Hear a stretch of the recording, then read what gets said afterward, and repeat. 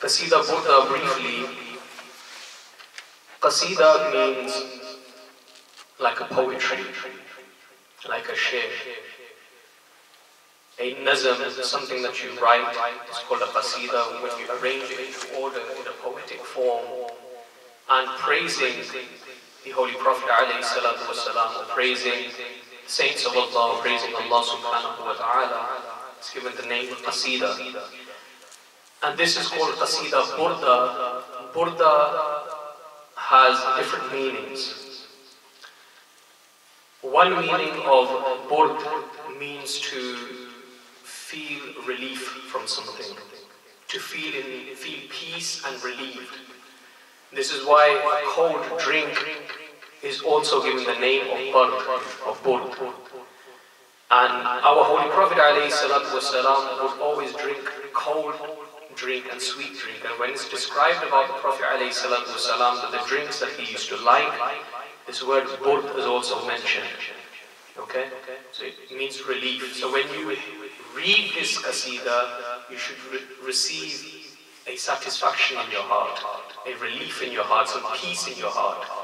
And the one who listens to it also receives peace and tranquility. And the second reason why it's called Burda, Burda means a cloak. It's called a cloak. And Burda is a particular type of cloak. A cloak which is made with different color threads, different color embroidery. And this is called Qasida Burda because within this Qasida, Imam Sharfuddin Busiri rahimahullah ta'ala, he has written different aspects of the life of the Prophet ﷺ. He's written different things in regards to the Prophet ﷺ. So just as a cloak has various colors in it, various threads in it, in the same way this Burda consists of various things about the Prophet ﷺ, various praises about the different life of the Prophet ﷺ, the different steps in his life.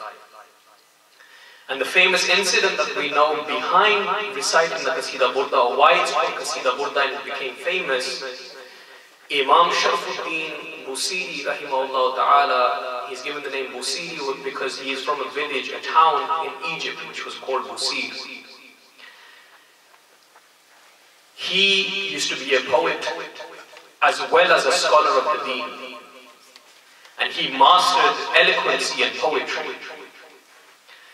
Before he became ill, before he became sick, he used to be appointed by the kings of Egypt.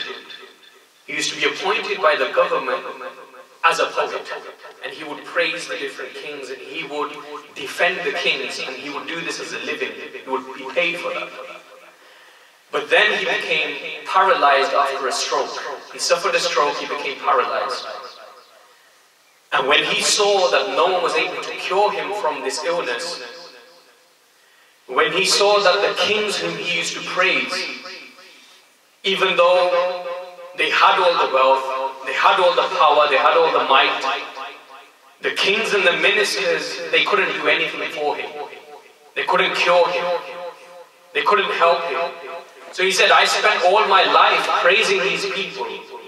I've spent all of my life and effort writing poetry for these people, these kings, and they've not helped me and they can't help me. So then he turned to the one and only Sayyidina Muhammad sallallahu alayhi wa sallam. And he couldn't move. So he hadn't written this qasida yet. He only thought about it, what he was going to write. But he couldn't write because he couldn't move. And at the same time he couldn't recite because he was paralyzed from one side of his face. So he was thinking this qasida about the Prophet ﷺ.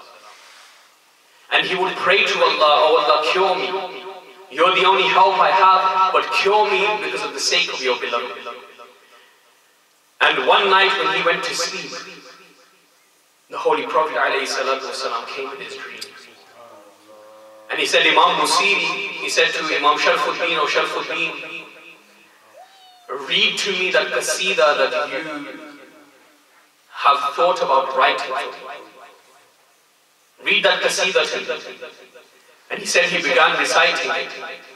And he saw that the Prophet ﷺ was moving side to side, swaying side to side, listening to his Qasida.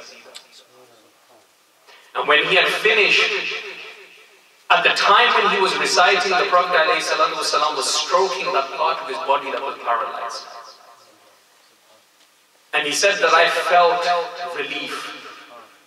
I felt relief, and I could feel my health coming back, and I was able to move again.